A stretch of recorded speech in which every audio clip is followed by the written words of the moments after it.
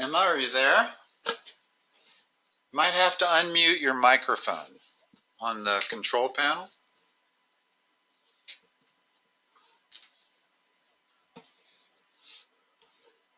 When you get join GoToMeeting, they automatically mute you when you enter a meeting, so you have to unmute yourself. Upper left. The microphone, it should have a red line through it, a picture of a microphone. Just click on that.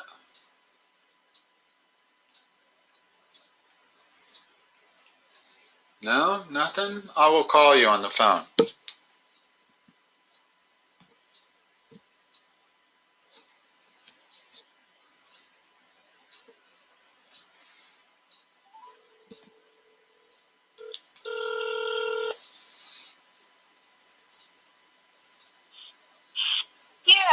Says I unmuted myself, and then now I can't see anything. Okay. Interesting. Yeah. Not sure what's going on, but we can use the speakerphone if you don't mind. Yeah, that's perfect. Yeah. Sorry, I'm a couple minutes late. I got them back to back today, and it's always tough to get out of one and into the next without a couple minutes you're passing. Fine. Fine. So, where were we? We were just going to work some problems and everything that we were doing. Okay. You were going to just verbalize them for me? Yeah, I can do that. Okay. Okay, so we already did hyperbolas. Right. We're on conic sections, yeah. Yeah. Well, we talked a little bit about parabolas, ellipses, and just a little bit about hyperbolas. Why don't you go ahead and give me another problem of either of the three. Okay, so this is an ellipse. Okay. And it says, find the standard form of the equation for the ellipse whose major axis has endpoints -2, -1, and 8, -1, and whose minor axis has length 8 and sketch its graph. What was the minor axis? Minor has a length of 8. Okay. From this information, if I plot these points, there's the left endpoint of that, there's the right endpoint, and that's the major axis. Is this a horizontal or a vertical ellipse? No.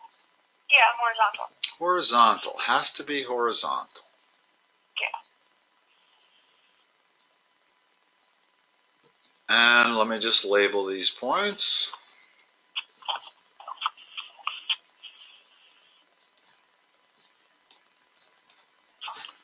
And a minor axis length of 8. First of all, where's the center of that ellipse? It would be in between the x points, right? Correct. So add the two x coordinates and divide by 2. What do you get? So it would be 3. What's the y coordinate at the center? So -1, -1, or +1? No, -1. In other words, the y coordinate is the same y coordinate as the major axis endpoint. Oh, okay. Right? Has to be. Yeah. Because that's a straight line running from major axis vertice to the other major axis vertice. Okay. And they're telling us that this distance is 8.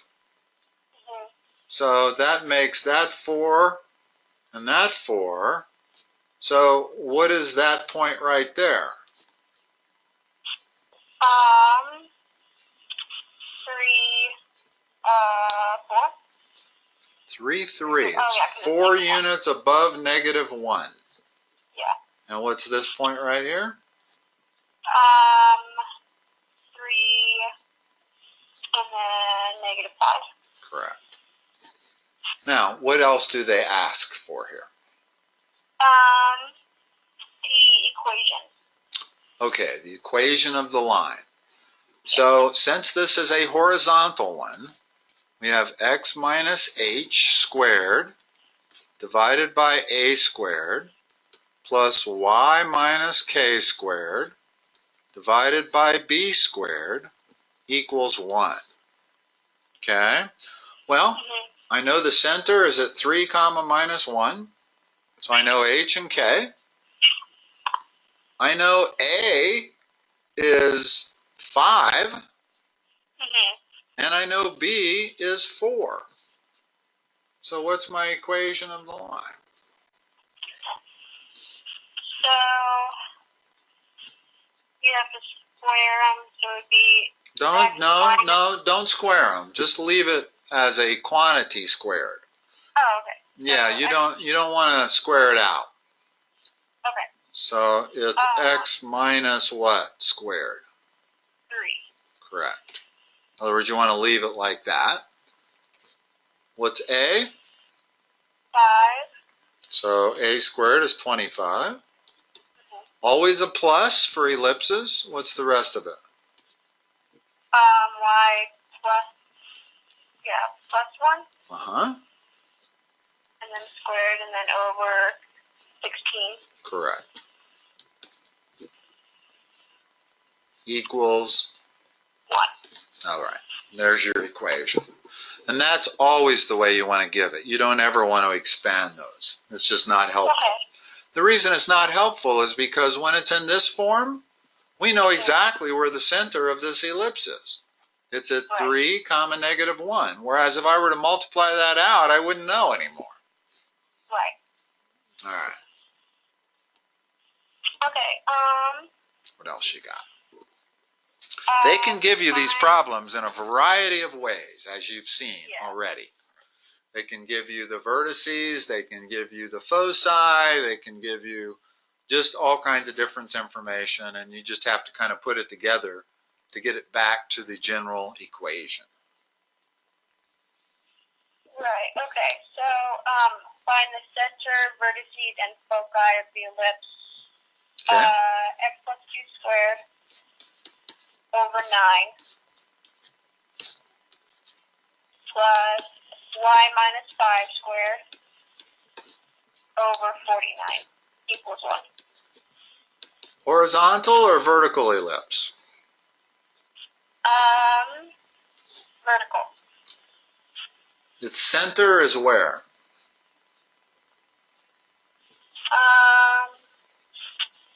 Negative 2, 5. Right there. Yeah. See, vertical ellipse, something like this. Yes. Let's label this. That's negative 2, 5 is the center. And the question was they wanted the center, the vertices, and the foci? Yeah. Okay. Well, let's work on the vertices. Whenever I'm doing ellipses, because you have so many points to draw, I always put X's at the vertices, and then I can use dots for the foci. And now it's pretty clear. Dots for the center also. So there's always 7 key points for any ellipse. Okay. And that's the major vertices, the minor vertices, that's 4 points. The center is 5 points, and the 2 foci are 7. Okay? So, we've given them the center. What's the top major vertice? Well, hold on a second. Let's put some other dimensions on this. What is it from the center to this vertice down here? How far?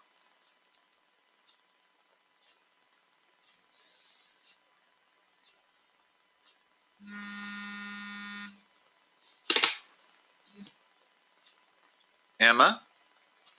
Yeah, sorry, I think I must have lost you there for a second. Hold on a second. Let me get you on the speaker. All right. Can you hear me okay? Yeah, you're good. Okay. So what is A and what is B? So it would be 3. No. here's the thing. No, in an ellipse, very, very important, that A is measured along the major axis. Okay. So the bigger number is always A.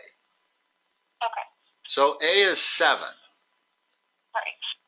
So if A is 7, what is the vertice right there? Would you add 7 to the y? Well, that would give you the vertice up there. Oh, so you subtract. Right. So -2. Correct. And what's this vertice? That's 12. Correct. 12, yeah.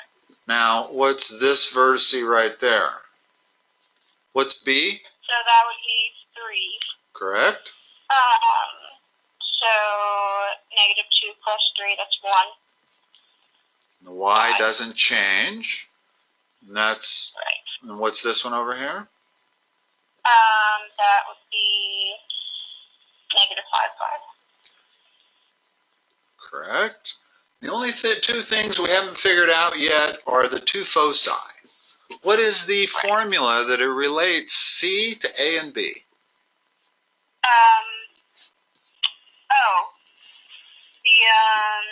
C squared equals A squared minus B squared. Right. Notice minus. In other words, it's almost exactly like the Pythagorean theorem, only it's minus. Okay. Now, for a hyperbola, it's exactly like the Pythagorean theorem. If this was a hyperbola, it would be C squared equals A squared plus B squared. Right.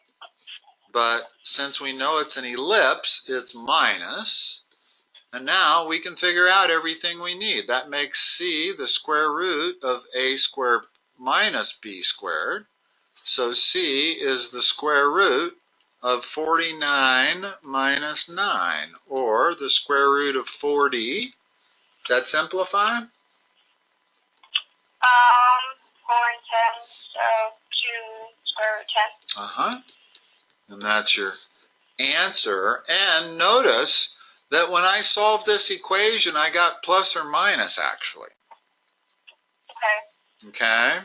So, I do have two foci. And one is the center plus 2 root 10, and the other is the center minus 2 root 10. So, what are the coordinates on that upper foci? Okay, so, What's the x coordinate? The x? So you would add... No, hold on. X coordinate doesn't change. Everything's in a line here. Okay. So the x coordinate is still minus 2. Okay. What's the y coordinate? 12 root 10. 5 plus 2 root 10. And that's the way to write it. Oh, okay. Okay? That's absolutely the way to write it. You don't want to reduce that. You want to write it exactly that way. And this foci, x coordinate's no different, still minus 2. What's the y coordinate?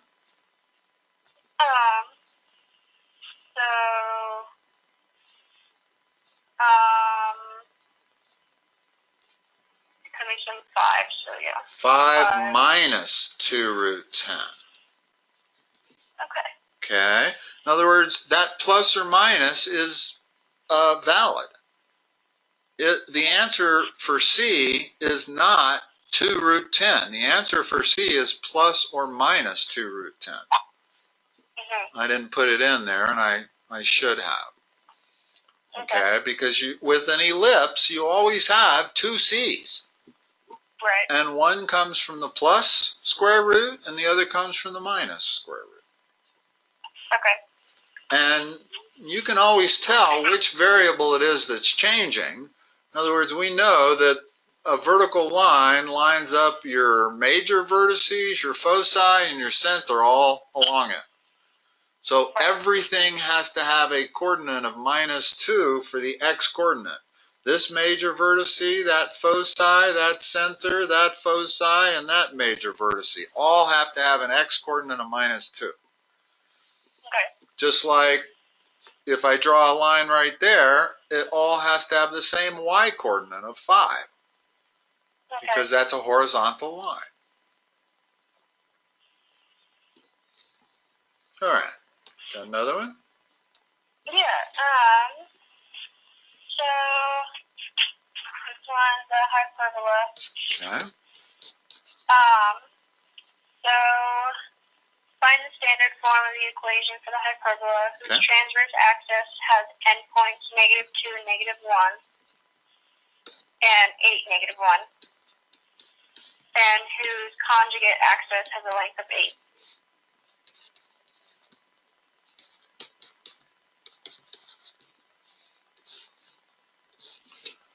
Oops. So, the first thing to do is to plot these 2 points. -2 Okay. -1 is right there. 8 -1 is over there. Is this a horizontal hyperbola or a vertical hyperbola? Vertical. Horizontal.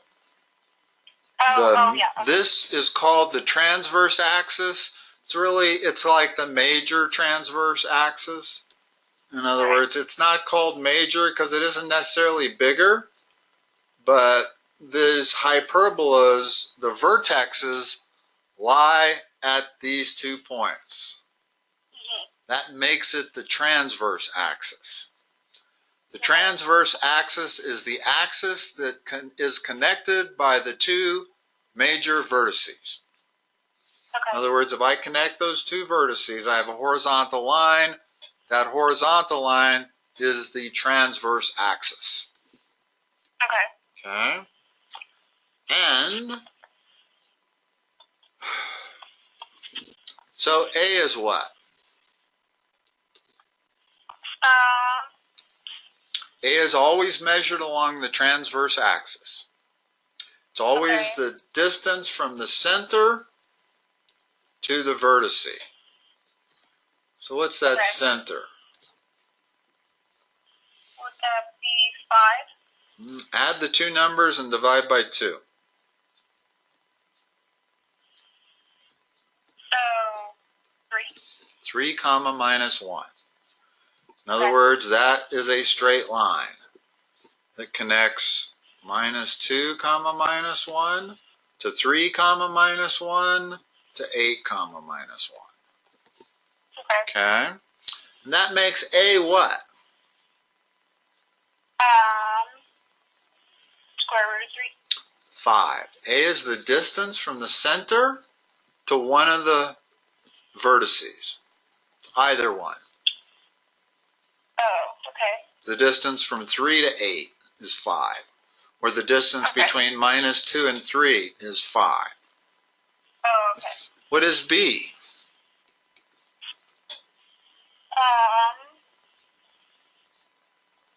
4? Yeah. Well, I have my center, I have my A, I have my B, I'm ready to write my equation. What is it?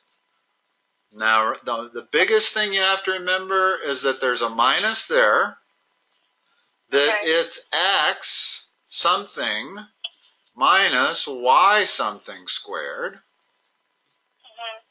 and it's not y minus x. It's x minus y because it's a horizontal ellipse. So what is h? Okay. H would be 3. Correct, because that's the x-coordinate of the center. What is k?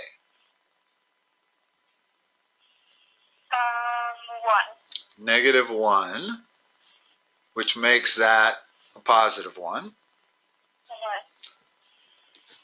A is 5, and A comes under the x variable. Now, it's perfectly possible for A to come under the y variable, but I would need a vertical ellipse for that to be the case. Right. So as long as I have a horizontal ellipse, A is going to come under the x variable. So A is 25. A squared is 25. B squared is 16.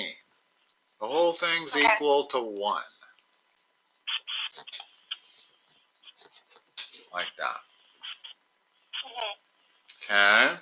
Now, I know we're running out of time. I want to cover one other situation really quickly.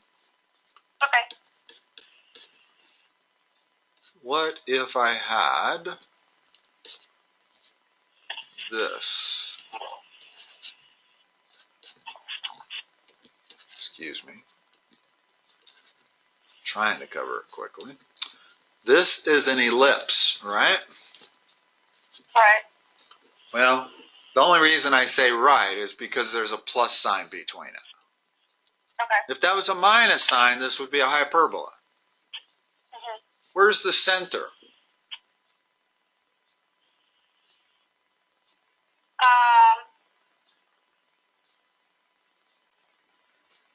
I'm not sure. 0, 0. In other words, there's no x minus anything being squared. There's no y minus any k being squared. So the problem is how we convert this to a 1. In other words, my goal is to always get a 1 over there. Divide everything by 144. Now, what do I have? What's 9 over 144 equal to?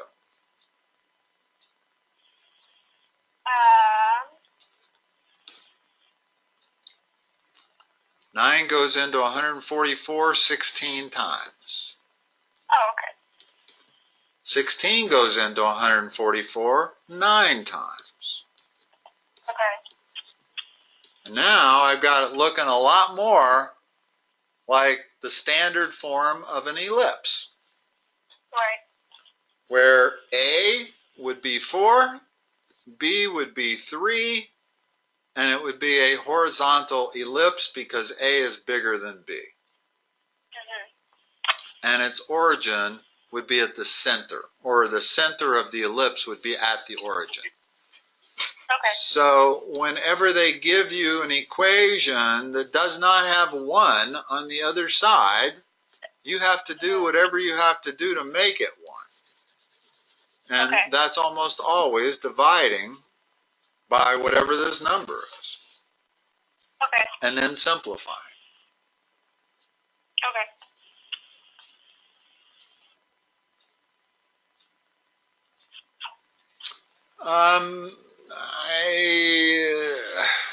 I hesitate to even tell you about the other one because it so rarely comes up. But I'm just going to give it to you to see what you'd say about it. Okay. What's A here? In other words, I already have 1 over here. So what's the denominator? In other words, we know that whatever the denominator would be, the square root of that is A.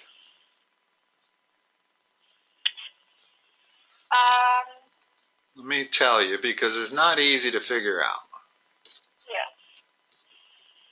Yeah. That's what that is, correct? Oh, yes. And that's all I have to do. And this is... So what is A? So 1/9. The square root of 1/9. Okay. And B is the square root of 1/16. Oh, okay. Okay? And that's as hard as you're ever going to get. You may not even get anything this hard. This generally throws people for a loop. Just because most people, when they say, well, they want to divide both sides by 9, they end up doing this. Or by 16. They end up thinking these two are the same, and they're not. Right. If I'm going to divide top and bottom by 9, well, that makes the top give me 1. But if I'm dividing the bottom, remember there's a 1 there to start with. So if I want to make these two equivalent, I got to divide it by 1/9. Okay. And like I said, it's only kind of in retrospect when you solve this that you see that that is the same thing as that. You know, think of dividing by a fraction. What you do is flip and multiply. So this becomes 9x squared. But more importantly, it becomes x squared over 1/9, since we're looking for a squared to be in the bottom there. Okay. All right.